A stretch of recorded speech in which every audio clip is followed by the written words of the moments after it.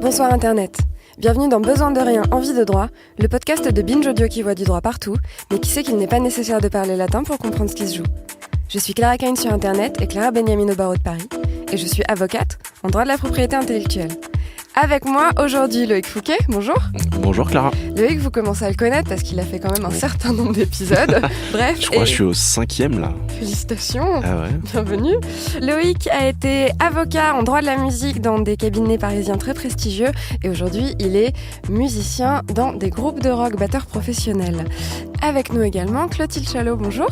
Bonjour Clara, bonjour Loïc. Clotilde, c'est la première fois qu'elle vient nous voir et c'est aussi la première fois que nous acceptons autour de la table avec nous quelqu'un qui n'est pas un avocat ou un juriste mais qui est un professionnel du milieu de la culture.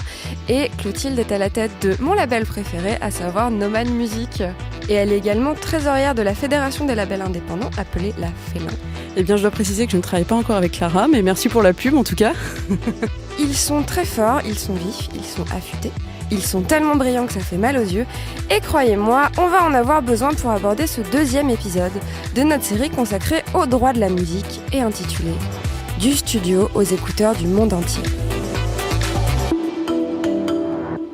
Souvenez-vous, il y a quelques semaines, nous avions discuté, Loïc et moi, d'un premier sujet dans cette série du droit de la musique qui était « À qui appartient la musique ?» Alors, aujourd'hui, on a envie de poursuivre ce petit voyage avec vous pour un deuxième épisode, mais rassurez-vous, on en a encore au moins 2 sous le coude. Bref, pour aujourd'hui, commençons par cadrer un peu notre sujet. Loïc. Alors, avec un titre aussi énigmatique que du studio aux écouteurs du monde entier, on pourrait parler de plein de choses. Là, on va se concentrer simplement sur les liens qui peuvent unir un artiste, un groupe, un projet musical et son partenaire pour distribuer de la musique enregistrée. Donc on parle encore de phonogramme. Concrètement, on va parler... Qu'est-ce que c'est un phonogramme ? Phonogramme, t'inquiète pas, j'y viens juste après. Et d'ailleurs, on peut réécouter l'épisode 8 qu'on avait consacré justement à l'explication de la différence entre le phonogramme, l'œuvre, etc. Mais on vous renvoie effectivement à l'épisode 8, mais tu ne vas pas t'en sortir comme ça. Il va mais falloir je vais quand même un peu faire un expliquer petit les termes. rappel, bien sûr. Vas-y, je t'en prie. Donc concrètement, on va parler des modalités d'engagement d'un artiste avec un label, un distributeur, un partenaire disque, à savoir un partenaire qui va s'engager plus ou moins tôt dans la production, dans la chaîne de production et de distribution du phonogramme. Alors j'ai pas envie de dire CD parce que bon, on parle d'un format. Compact disque. Voilà, on parle d'un format qui peut paraître un peu obsolète, mais voilà, on va parler de phonogramme pour parler d'enregistrement. Oui, mais qui n'est pas complètement d'ailleurs le voilà, compact disque, on en parlera verra tout à l'heure. Enfin, le support physique en tout cas. Voilà, donc bien entendu, là on va parler de musique et de relations contractuelles sous l'angle vraiment industrie. On n'est pas dogmatique, on est conscient qu'il existe d'autres méthodes alternatives aujourd'hui pour distribuer, mettre à disposition sa musique. Il y a beaucoup d'artistes qui sont indépendants, qui sont vraiment dans des esthétiques DIY, donc do it yourself, des réseaux associatifs, donc une espèce de culture alternative. Mais aujourd'hui, voilà, on va vraiment rester sur le côté un peu plus industrie traditionnelle, quoi. D'accord. Voilà. Je peux me permettre que même l'alternative doit être un peu cadrée, si bien sûr, justement on oui. veut éviter de se faire justement que toute notre musique soit rayée d'internet parce que la police des droits arrive et dit ah non mais en fait t'as pas le droit de le mettre même si c'est ta musique. Donc oui, clairement il y a. Vous conseiller. Bien sûr. Je sais pas, je connais des avocats. Si seulement je connaissais des avocats. C'est ça. Mais donc finalement oui, le cadre est toujours précieux à entendre et à. Voilà, mais souvent on a des pratiques qui vont commencer à se développer sans cadre juridique et qui après vont être cadrées bien sûr. plus juridiquement, quoi. Donc voilà, ici en tout cas on va aborder les bases de la relation entre l'artiste, le projet et son partenaire disque et on va un peu passer sous silence certains cadres contractuels un peu plus compliqués et surtout on va pas parler d'autres aspects de la carrière de l'artiste comme le live, donc on va pas parler de contrat de tournée, on va pas parler de production de spectacle, ni de droit à l'image, ni de contrat 360, mais Mais je pense qu'on le fera. Il se pourrait que ça soit prévu pour peut-être un épisode d'après.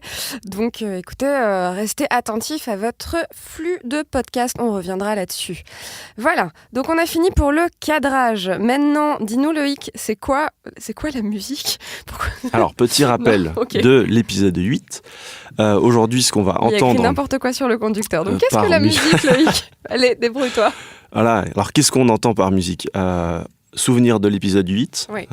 Il faut se souvenir de la summa divisio, la grande distinction entre droit d'auteur et droit voisin. 9h31, summa divisio, voilà, premier mot en latin. Premier mot en latin. Et donc la distinction entre l'œuvre et le phonogramme. Donc l'œuvre, c'est la composition et l'écriture du texte. Donc vraiment, on parle de l'œuvre intellectuelle, on ne parle pas de sa fixation sur un support. Elle est régie par le droit d'auteur, donc le livre 1 du Code de la propriété intellectuelle. Les titulaires du droit d'auteur sont les auteurs et les compositeurs. Et les ayants droit, le partenaire, sur le droit d'auteur, c'est l'éditeur. On est très schématique parce qu'on essaie de vous donner des illustrations concrètes. Et bien sûr qu'un morceau de musique, ce n'est pas forcément... un texte, quelqu'un qui chante et de la musique derrière. Bien sûr, là on est très schématique. Voilà, là on est très schématique, mais c'est juste pour vous aider à un peu à figurer de quoi on parle. Voilà, et surtout le label de Clotilde, donc Nomade Musique, exerce principalement dans la musique classique, qui donc ne répond pas à cette logique de quelqu'un qui chante sur un fond musical, quoi. Oui, je sais, j'ai failli vous enlever les micros. En fait, vous la voyez pas, mais là, elle fulmine. Vous êtes avocat, vous faites du droit, moi j'écoute, je prends un cours, voilà. Alors, attention, c'est et bien sûr. Le et ou auteur et ou compositeur. Mais la magie de tout ça, c'est qu'effectivement, il y a plein de cas particuliers et c'est intéressant. Et puis les pratiques varient énormément entre les styles musicaux, donc voilà, ça on en fera on prend une petite parenthèse là-dessus, justement. Et c'est absolument pour ça qu'on a eu envie de te faire venir, en fait. C'est justement pour que tu fasses ce contrepoint plus pratique. Ok. En plus, on fait aussi du jazz et de la musique du monde, donc comme ça, on a un peu tous les cas et on s'amuse beaucoup. Au niveau juridique, c'est très très drôle chez nous. Donc, l'œuvre. On a fait le tour rapide. Oui. Phonogramme. Maintenant, qu'est-ce que c'est le phonogramme? C'est l'enregistrement d'une séquence de son. Et cette fois, le phonogramme, lui, n'est pas géré par le droit d'auteur, il est soumis au droit voisin, donc le livre 2 du Code de la propriété intellectuelle.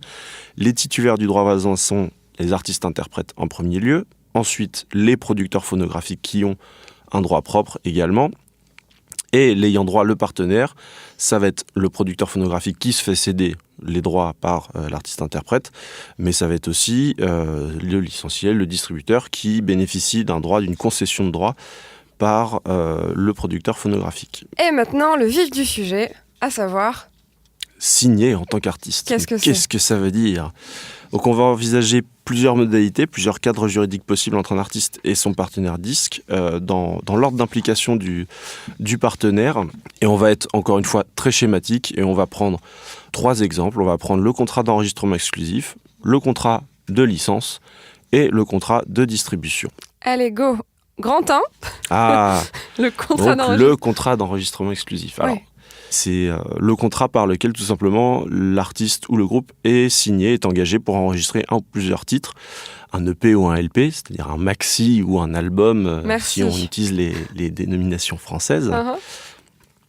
Donc voilà, il s'agit, le contrat d'enregistrement exclusif, c'est un contrat de travail, mais c'est aussi une cession de droit. Une cession de droit voisin de l'artiste-interprète au producteur. Donc juridiquement, en quoi ça consiste? Donc, comme on le dit, un contrat de travail. Un contrat de travail, donc. Voilà. Là, ici, en quoi ça consiste ce contrat de travail?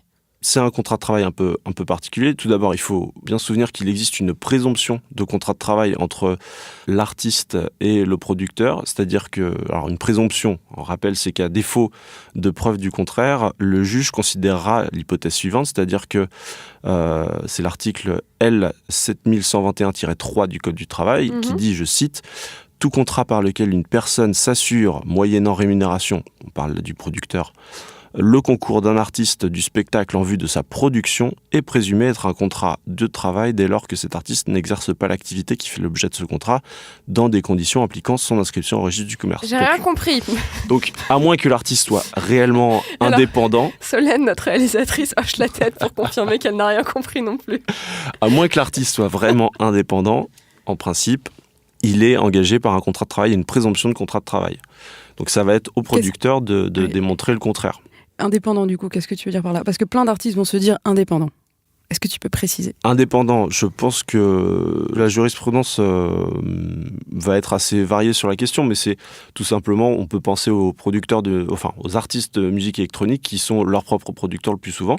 Et c'est le cas dont on va parler après dans la licence, c'est l'artiste qui enregistre lui-même, qui réalise lui-même son enregistrement et qui livre en fait un produit fini, un master au producteur directement.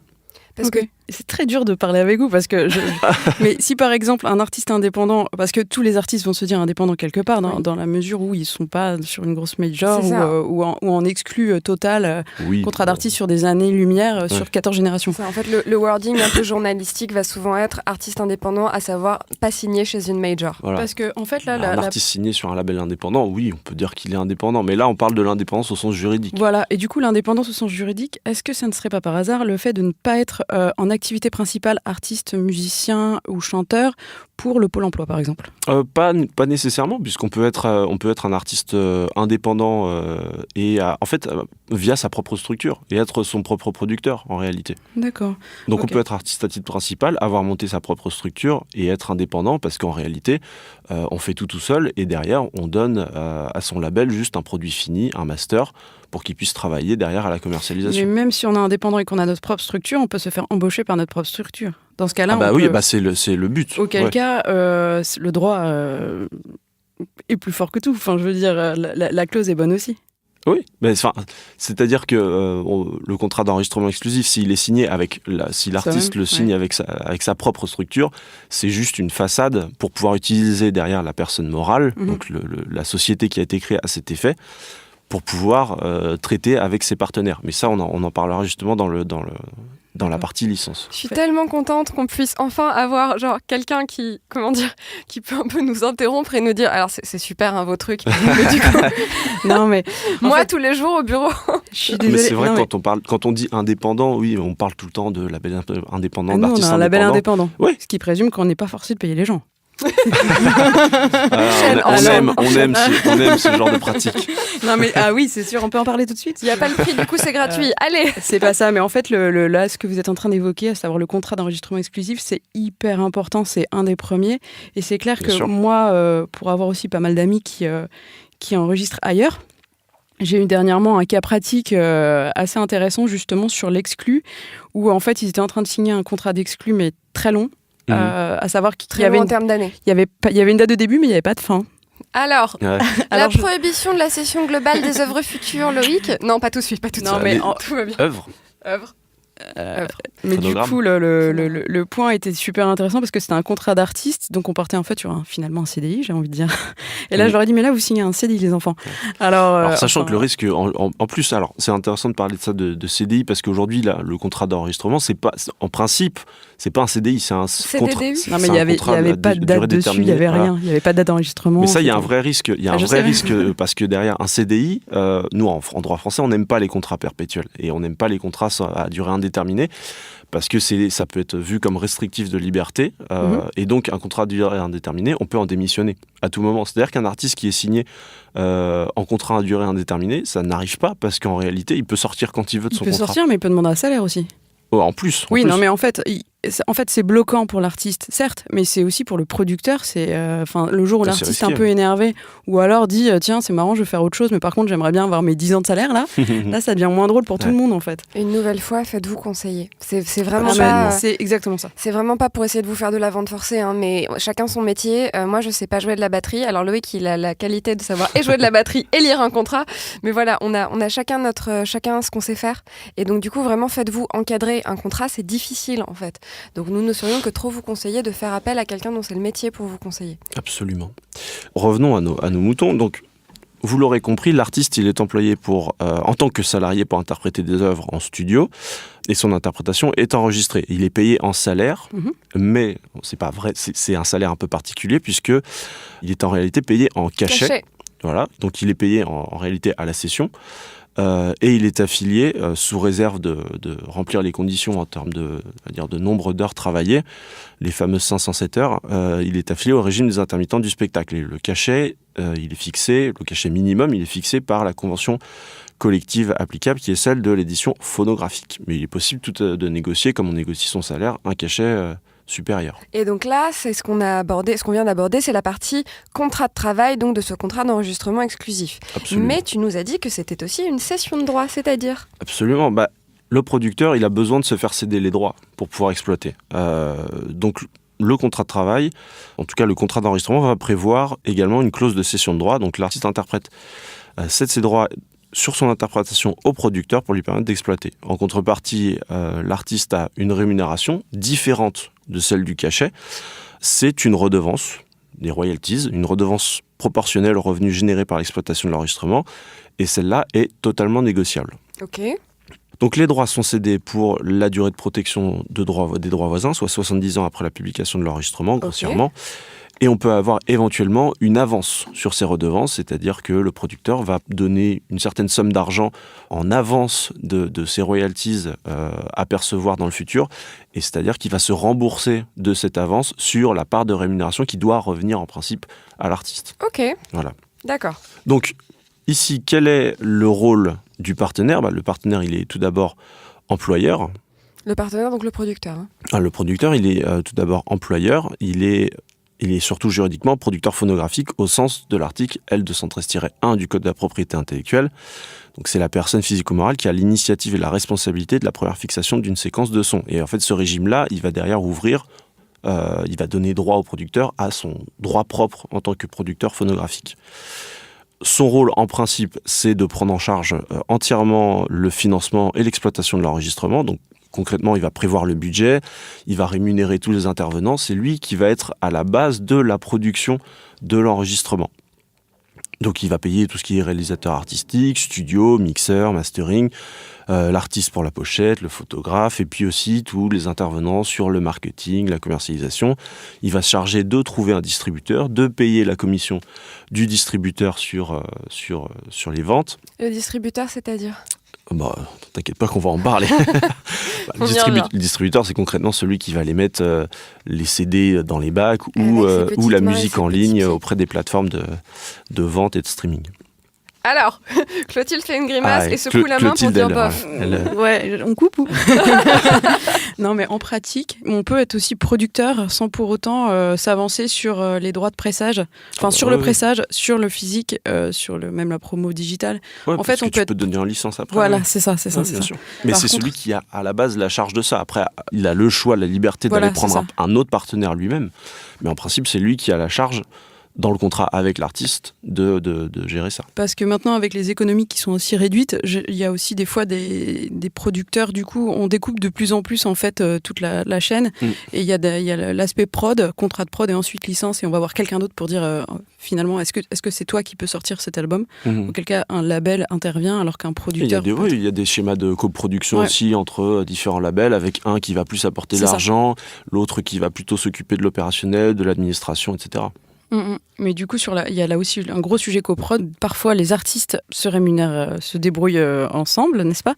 Et le producteur, le coproducteur, je veux dire entreprise, paie effectivement l'ingé son, le studio, des fois les pianos, les studios. Donc ça, j'ai déjà dit. Et donc là, on est en coproduction. Ouais. Mais ne pas oublier de valoriser ça se rapproche un petit peu du contrat de licence. Donc d'avoir un partenaire qui est un peu plus indépendant. Donc juste dire sur le contrat d'engagement exclusif que justement il faut bien noter qu'il y a en principe une exclusivité, en tout cas dans les musiques actuelles, mais Clotilde a une expérience différente je pense en musique classique. Et généralement cette exclusivité elle est sur la durée du cycle d'exploitation, soit entre 12 et 24 mois, selon le format qu'on sort. Pour un album, c'est entre 12 et 24 mois. Cher management de Binge Audio, je voudrais vous proposer que Clotilde nous fasse une émission de 14 heures. On nous raconte, désolée. Mais non, genre, je t'en supplie. Mais je trouve ça passionnant. C'est génial. En fait, c'est vraiment passionnant. Même quand on parle de littérature, s'il te plaît, viens. Mais je vis ça tous les jours avec justement des artistes, chez nous, avec nos artistes, avec des artistes qui sont donc, je disais tout à l'heure, des amis.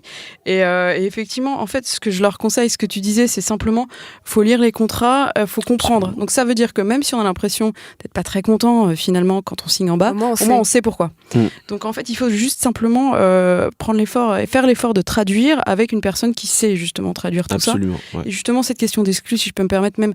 Bon, effectivement, en musique classique, il y a beaucoup d'artistes qui jouent aussi dans plusieurs ensembles, plusieurs orchestres. Donc il est un peu déconseillé de signer une exclusivité. Enfin, ça dépend des cas, donc je dis ça, mais ça dépend des cas. Après, finalement, musique actuelle également, si vous signez une exclue, faites-le avec le nom de votre groupe et pas le nom de votre personne. Parce que si, par exemple, vous êtes batteur comme Loïc, potentiellement, si vous vous bloquez sur un seul album alors que vous tournez sur plusieurs groupes, il faut vraiment stipuler le nom du groupe.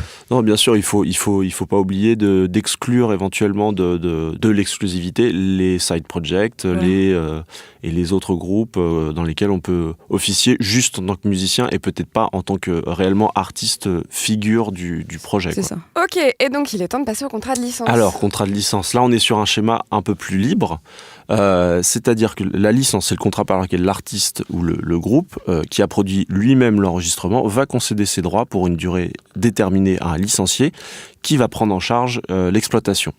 Donc, doucement. Beaucoup plus simple. C'est beaucoup plus simple que le contrat d'enregistrement exclusif puisque c'est simplement une concession de droit.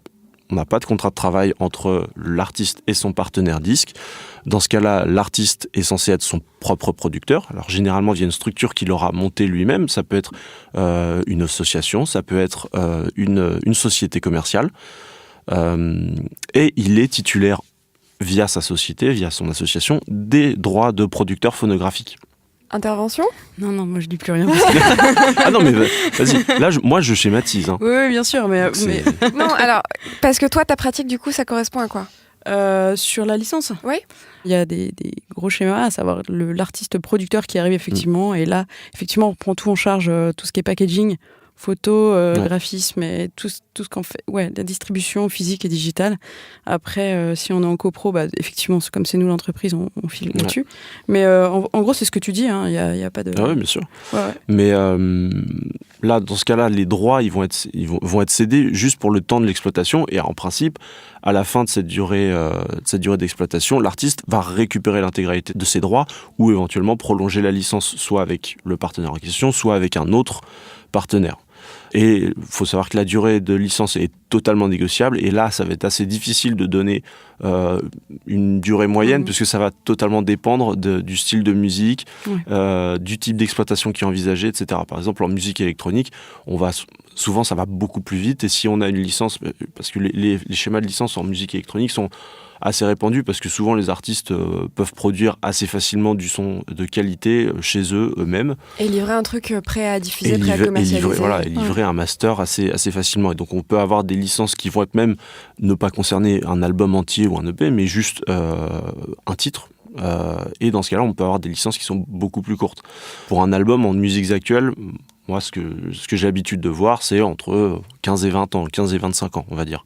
Mais tu as peut-être une expérience c'est marrant, différente parce que, du coup, en musique classique, la vie de l'album est des fois plus courte parce qu'il y a moins de promos, en fait. Donc finalement, sur un album de musique actuelle, pop. Gros guillemets, très très gros guillemets. Oui, je suis désolée. Non, mais bien sûr. Musique actuelle, ça peut être musique du monde aussi. Bien sûr. Voilà, et musique classique, ça peut être la musique médiévale. donc actuelle et classique avec des guillemets. Mais du coup, effectivement, on voit souvent un album pop qui est là pendant 5 ans et qui explose à 5 ans ou à 4 ans, et d'un coup victoire de la musique la totale, alors que finalement l'album tourne depuis 4 ans. Ça a commencé par la rue, des festivals. T'as un exemple à nous donner ? Christine and the Queen, par exemple. Enfin, l'album a tourné très longtemps. Si vous regardez l'historique sur YouTube, elle chante les mêmes pistes, les mêmes morceaux depuis super longtemps. Des bisous à Angelo Follet qui était son producteur. Je t'en prie, continue. Où est-ce qu'on en est ? Non, mais pour parler de la durée, moi, en musiques actuelles, je travaille avec un groupe de musique du monde. Je les ai un petit peu aidés à envisager leur stratégie de carrière. Et ils sont sur une licence de 15 ans pour un album, pour l'album 1. Donc après une licence avec des options pour album suivant, etc. Donc effectivement, même si on se doute que l'album ne va pas exploiter intensivement pendant 15 ans, le licencié a les droits d'exploitation pendant 15 ans. Et après, libre à l'artiste de continuer à travailler s'il est content du travail du licencié ou d'aller voir ailleurs. Donc, bon, le rôle du partenaire, on l'a un peu évoqué, c'est-à-dire que lui, il va être vraiment chargé de l'exploitation. Et en réalité, ça va vraiment dépendre des schémas qu'il va y avoir entre l'artiste et le licencié. Et ça va dépendre de la négociation et de ce qu'attend l'artiste et de ce que peut proposer le licencié. Donc c'est vraiment très très variable le rôle du partenaire, mais généralement c'est lui qui va vraiment se focaliser sur l'exploitation et souvent l'artiste va être impliqué au niveau du pouvoir de décision, et c'est l'artiste producteur entre guillemets qui va avoir le dernier mot sur les stratégies et sur la manière d'exploiter. Voilà. Après, concrètement, le licencié, il va prendre en charge la fabrication, la distribution des exemplaires, la mise en ligne, la promotion, et principalement via un distributeur. Yeah. Alors, donc, est-ce qu'on passe au contrat de distribution ? Je pense. Alors, un dernier mot sur le système de la licence. À la différence du contrat d'enregistrement, on peut noter que le budget investi par le licencié, il peut être recoupable. C'est-à-dire que le budget investi par le licencié, il peut être considéré comme une avance faite à l'artiste producteur. Et contrairement au contrat d'enregistrement où le budget investi par le licencié n'est pas remboursable, n'est pas recoupable, en licence, on peut avoir un budget qui va être recoupable sur les revenus de l'exploitation, qui peut être remboursé. Tu es en train de dire que finalement, moi, en tant que label, je dépense pour la photo, le packaging et le pressage des albums, vinyle, tout ce qu'on veut, même la cassette. Et en fait, je peux déduire ces frais-là. Tu sors des cassettes. Si tu la négocies. Ça va revenir à la mode. Hein. T'es mon Attention. héros. Non, attends, je vais devenir ton héros rapidement, je pense. Et donc, je déduis tout ça des royalties de l'artiste. Si tu l'as négocié. D'accord. Mais c'est possible. Alors que dans un contrat d'enregistrement, c'est pas possible. D'accord, ok. Donc ça veut dire que je vais rentrer au bureau tout à l'heure et tout le monde est très content. Merci, je suis ravie d'être venue ce matin. Après, de toute façon, il y a des systèmes d'abattement qui existent, c'est-à-dire qu'en fonction des exploitations, on va réduire la redevance de l'artiste ou du producteur qui a donné en licence, parce que évidemment il y a certains types d'exploitation qui coûtent plus cher, hein. Si on va produire du vinyle ou si on va vendre à l'étranger, nécessairement ça demande plus de temps, plus de travail, plus d'investissement, donc on va réduire un petit peu puisque la part du licencié va être réduite du fait de ces investissements-là. On peut aussi réduire la part de l'artiste ou du licencié avec un abattement par exemple de moins 25% si on produit en vinyle, etc. Moi, ce que je propose, c'est que tu vois Loïc, on le met dans un doggy bag, comme ça tu l'emmènes au bureau avec toi. Et on mange super chaud. Super, je suis pas sûre. Hein. En fait, je vais peut-être pas devenir ton héros tout de suite. Non, mais comme ça tu peux l'emmener si t'as encore des questions. Non, mais c'est bien parce que du coup il y a plusieurs pratiques. Hein. Ça c'est sûr. Et en licence, c'est sûr, c'est hyper variable. Ouais, c'est très variable et c'est important de le savoir parce que du coup. Enfin, pas tout est possible, mais il faut savoir quand c'est possible et pas trop râler quand on se dit que c'est pas possible. Quoi. Ouais, absolument. Après ce que je dis sur le fait de rembourser le budget, ça peut être dans un schéma de coproduction. C'est la même idée. Voilà. Passons au contrat de distribution. Allez. Alors, qu'est-ce que tu vas nous dire là-dessus ? Tout simplement, là, le contrat de distribution, je vais être assez rapide parce que peut-être que Clotilde va nous en parler un peu plus de sa pratique. Le contrat de distribution, assez concrètement, assez classiquement, c'est le partenaire qui prend en charge la distribution et la mise à disposition des phonogrammes, que ce soit en physique ou en ligne. En fait, ça s'arrête à là. C'est-à-dire que le distributeur, voilà. Merci, la semaine prochaine. Voilà. Après, le distributeur, lui, en principe, il n'est pas chargé de la promotion, de la commercialisation, d'aller chercher un partenaire marketing. Lui, il est vraiment c'est le dernier rouage de comment est-ce qu'on fait arriver la musique sur les plateformes, et dans les bacs de la Fnac, etc. quoi. Oui. Alors, par contre, il est très important. Il est essentiel il est essentiel, mais son travail en plus il fait un travail phénoménal parce que ne serait-ce que sur une distribution physique, faire en sorte que tout soit prêt au bon endroit à la bonne heure, c'est vraiment très complexe. Absolument. Donc en tant que producteur ou label ou les deux, c'est très difficile de pouvoir gérer tout ça en interne. Bien sûr. Après, généralement, c'est des entreprises qui ont été avant label, donc ils savent un peu comment ça se passe. Ils savent très bien comment ça se passe. Tout ce qui est distribution digitale est encore plus complexe, puisque du jour au lendemain, il y a des plateformes qui s'ouvrent, qui se ferment. Donc là, moi, j'ai un contrat de distribution chez un distributeur qui doit gérer 300 plateformes, quoi. Donc, je ne sais pas si je suis vraiment disponible activement sur toutes ces plateformes, mais moi, j'ai intérêt à lui donner toutes les infos possibles des actus artistes, de la promotion, des récompenses, pour que lui puisse justement mettre en avant tout... puisse pusher auprès, auprès des plateformes, etc. Alors, même si c'est compliqué aujourd'hui auprès que ce soit des Spotify, des Deezer, d'obtenir de leur part qu'ils mettent en avant un artiste parce qu'ils sont ultra sollicités, évidemment. Mais c'est... Le distributeur peut être aussi le porte-parole, on va dire, du label qui attend que... d'avoir un artiste en plutôt en playlist d'abord et puis en tout cas mis en priorité au niveau de l'exploitation, quoi. Très important, et très important aussi dans tout ce système, il y a aussi des moyens aussi pour produire qui sont les subventions, et c'est vrai que sans distributeur généralement on n'a pas accès à beaucoup de subventions. C'est vrai que la distribution physique, avoir un contrat de distribution physique, c'est encore souvent un préalable indispensable à avoir des subventions. Même si je crois que de plus en plus on peut se contenter d'avoir une distribution numérique. Il me semble que la SCPP par exemple peut accepter d'avoir juste un contrat de distribution numérique pour ouvrir droit aux subventions phono. Donc la distribution physique à ne pas négliger, puisque même si on parle de l'effondrement du format physique, etc., il faut rappeler, d'après le SNEP, donc qui est le syndicat national d'édition phonographique qui regroupe les labels, en tout cas une partie des labels et notamment les majors, les gros indépendants, que les ventes physiques, ça représente encore un peu plus de la moitié du chiffre d'affaires de la musique enregistrée. Je suis tombée de ma chaise quand j'ai lu ça, vraiment. Et oui. Alors là, on parle des chiffres 2017, bon. Que j'ai récupéré sur le site du SNEP, qui fait un bilan tous les ans de l'état du marché. Et en 2017, concrètement, le physique, c'était 298 millions d'euros de revenus, tandis que le numérique, c'était 285 millions d'euros. Voilà. Et quand on dit numérique, on parle des ventes, mais aussi du streaming. Donc le physique, encore important, le distributeur, encore un partenaire essentiel. Ok, d'accord.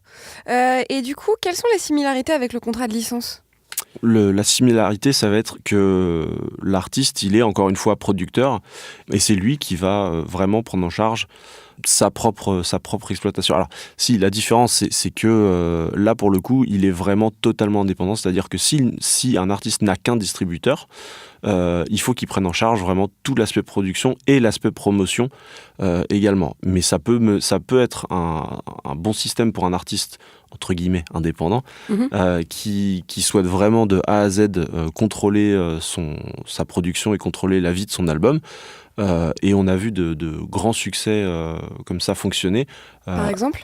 Par exemple, on a l'exemple de Musicast qui était, depuis qui a été racheté par Believe, mais qui en étant qu'un distributeur a permis à des artistes comme PNL qui ont tout géré de A à Z. QLF. Voilà, de n'être que le dernier rouage. Et en fait, on a voilà des artistes qui réussissent à faire leur carrière en gérant tout de A à Z et en ne prenant qu'un distributeur.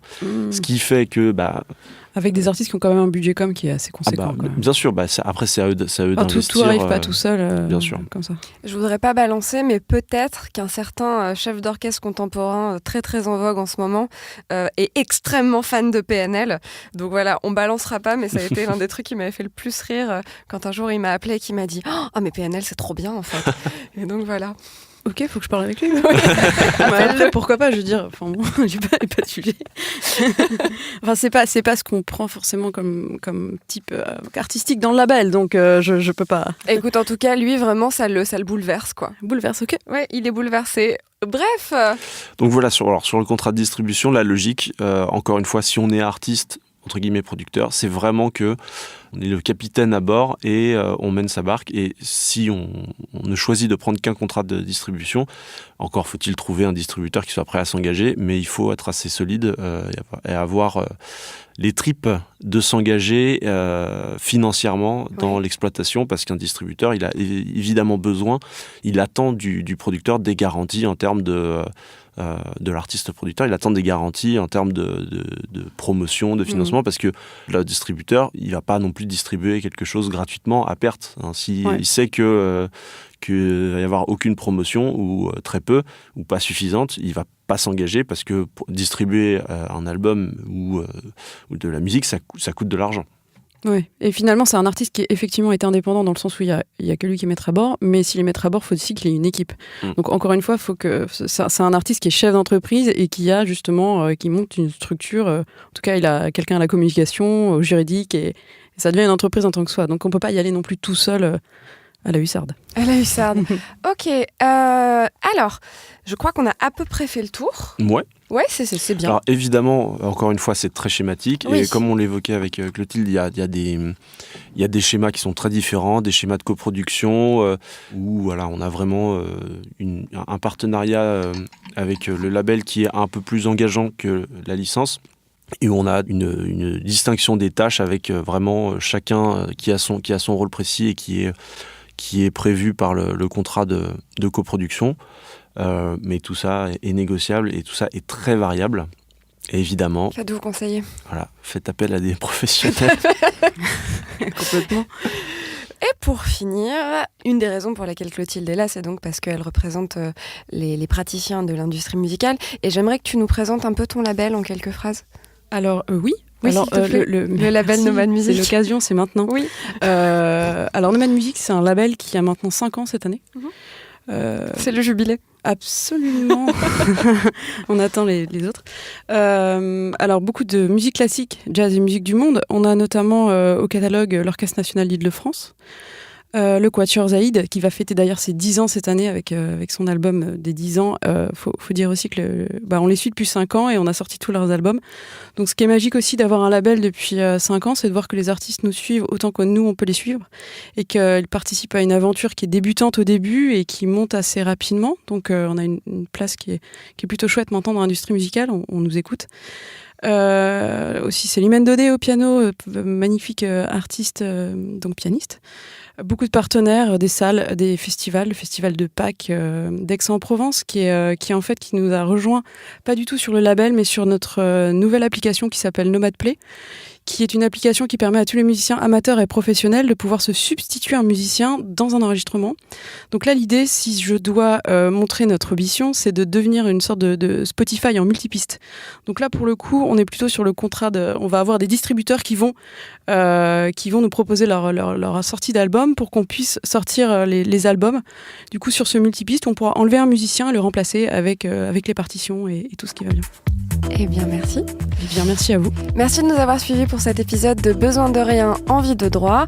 C'était donc notre 2e épisode de notre série sur le droit de la musique. Il y en aura d'autres. Et rendez-vous dans 15 jours pour un tout autre sujet. Binge.